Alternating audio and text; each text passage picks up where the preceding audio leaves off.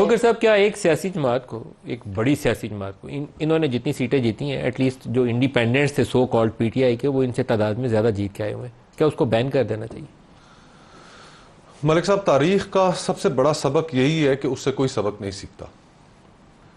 جس ملک کی تاریخ میں ایسے واقعات موجود ہوں کہ جن کی بنیاد پر آپ نے آدھا ملک کھو دیا ہو، اکثریت کی رائے کو ماننے سے انکار کر دیا ہو، جس ملک کا یہ تلخ تجربہ رہا ہو، آپ اس سیاسی جماعت کو بین کرنے کی بات کر رہے ہیں جو نہ صرف قومی اسمبلی میں سب سے بڑی اکثریتی جماعت ہے بلکہ خیبر پختونخوا ایک فیڈریٹنگ یونٹ، اس کے اندر اس کی حکومت ہے۔ آج بفرض محال ہم یہ تصور کر لیتے ہیں کہ جو آئین اور قانون کے تحت جو طریقہ کار دیا گیا ہے، وفاقی حکومت ایک ریفرنس بنا کر سپریم کورٹ کو بھیج دیتی ہے۔ آرٹیکل 17 یہی کہتا ہے کہ فیصلہ سپریم کورٹ کرے گی، حکومت کے اختیار میں صرف ریفرنس بھیجنا ہے۔ فیڈرل کیبنٹ بین کر کے with in 15 days reference file declaration file کرنے کی پابند ہے۔ تو ہم یہ بھی تصور کر لیتے ہیں کہ تحریک انصاف بین ہو جاتی ہے، پابندی لگ جاتی ہے اس پہ۔ تو کیا ہم نے یہ سوچ رکھا ہے کہ خیبر پختونخوا جو اس وقت دہشت گردی کی گرپ میں ہے کہ وہاں پر اس کا کیا تاثر جائے گا؟ میں تو حیران ہوں کہ ہمارے جو یہ فیصلہ ساز ہیں اور خصوصاً مسلم لیگ نون کے جو دوست ہیں کہ یہ خود بہت تلخ تجربوں سے گزرے ہیں۔ یہ وہی میاں نواز شریف صاحب ہیں جنہوں نے ایک تلخ تجربے سے گزرنے کے بعد 2006 میں میثاق جمہوریت کیا، ارتقاء کے عمل سے گزرے، پھر اس کے بعد آپ نے ذکر کیا اپنے ابتدائیے میں کہ ڈان لیگ سے بھی یہ گزرے کہ جب ان کے اوپر ایک الزام لگایا گیا کہ یہ ریاستی مفاد کے خلاف کام کر رہے ہیں۔ آج وہی الفاظ جب احسن اقبال صاحب استعمال کرتے ہیں، آپ نے جو ابھی ان کا کلپ چلایا اس کے اندر انہوں نے یہ لفظ استعمال کیے کہ تحریک انصاف پاکستانی ریاست کے مفاد کے خلاف کام کر رہی ہے۔ یہ ریاستی مفاد ہم نے اس ملک میں ہر 3 یا 4 سال بعد بدلتے دیکھا ہے۔ جو آؤٹ آف فیور ہو جائے نا، جو آؤٹ آف فیور ہو جائے وہ ریاستی مفاد کے خلاف ہو جائے۔ تو ہم نے یہ جو سارا سلسلہ چلتا آ رہا ہے، دیکھیں تحریک انصاف کی سیاست کے اندر بہت خامی ہے۔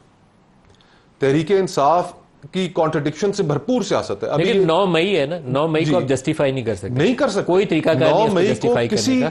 ان کی اپنی جماعت کے لوگ یہ کہتے ہیں کہ جناب ہم کتنے ٹاک شوز میں ہمارے ساتھ وہ شامل رہے کہ جو 9 مئی کے اندر ملوث ہے آپ اس کو گرفتار کریں، ہمیں تو کوئی اعتراض نہیں ہے۔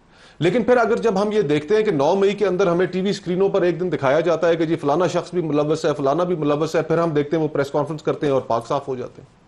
پھر ہم یہ دیکھتے ہیں کہ سال 1.5 سال بعد لوگوں کو 9 مئی کے مقدمات کے اندر ملوث کیا جاتا ہے۔ تو پھر آپ نے جو گدلا کیا اس کو آپ نے خود کیا۔ ایک اور بڑا سوال ہے اس کے ساتھ ایک اگر مجھے واقعہ سے بلکہ ہلکا سا کہ اب یہ جو عمران خان صاحب کے خلاف لاہور ہائی کورٹ میں جو کیس تھے، اب پروسیکیوشن کا آپ لیول دیکھیں کہ ادھر ہائی کورٹ کے اندر پروسیکیوشن بیان دے رہی ہے، پنجاب پولیس یہ بیان دے رہی ہے کہ جی جب 9 مئی کی پلاننگ ہو رہی تھی تو 3 لوگ جو پولیس کے تھے وہ حلیہ بدل کے اس میٹنگ کے اندر شامل ہو گئے، ان کی گواہی ہے اس کے اندر، پروسیکیوشن کا یہ کیس ہے۔ اب کون سا جج اس کیس کو اٹھا کے باہر نہیں پھینکے گا کہ یار کوئی خدا کا خوف کرو کہ کرنے والی بات کرو؟ جو گواہ ہے ایکچولی وہ ہے ہی وہی ہیں۔ جی تو میں تو اس چیز پہ حیران ہوں ملک صاحب کہ یہ جس ڈگر پر ملک کو چلا رہے ہیں۔ کھوکر صاحب اور ایک خبر چل رہی ہے جس سے مجھے اندیشہ یہ ہے، آپ نے ابھی 71 کا ذکر کیا، فوج اور عوام کے درمیان میں نہ کبھی مسٹرسٹ نہیں پیدا ہونا۔ ایک خبر یہ بھی چلتی ہے کہ عمران کو 9 مئی کے مقدمات میں ملٹری ٹرائل کی طرف لے جایا جائے۔ یہ اتنا بڑا سٹیپ ہوگا مسٹرسٹ کے لیے پیدا کرنے کے لیے، اس کو گریز کرنا چاہیے حکومت کو بھی اور اداروں کو بھی کہ نہیں یہ کام ریگولر کورس میں تو آپ جائیں، ادھر نہیں آنا۔ ملک صاحب مسٹرسٹ کی یہ حالت ہو گئی کہ اس وقت ہماری ریاست کا سب سے بڑا جو چیلنج ہے وہ اس وقت دہشت گردی، اور ریاست سے میری مراد فوج نہیں ہے، میری مراد پاکستان ہے۔ پاکستانی ریاست کا سب سے بڑا چیلنج اس وقت دہشت گردی ہے۔ کوئی کنسنسس ہے اس کے اوپر؟ اس لیے نہیں ہے نا کہ اعتماد نہیں ہے۔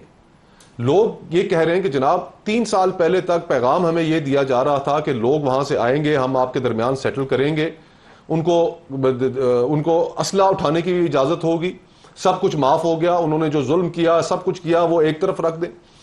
لوگ باہر نکل آئے اور لوگ آج سوال کر رہے ہیں کہ جناب 3 سال بعد پھر پالیسی بدل جائے گی تو کیا ہوگا؟ آج سب سے بڑے ایشو کے اوپر خیبر پختونخوا کی کوئی بھی جماعت، چاہے وہ جمعیت علماء اسلام ہو، محسن داوڑ صاحب ہوں، ANP ہو، شیرپاؤ صاحب ہوں، تحریک انصاف ہو، کوئی جماعت حامی نہیں ہے۔ عزم استحکام سے پہلے عزم اعتماد کی ضرورت ہے۔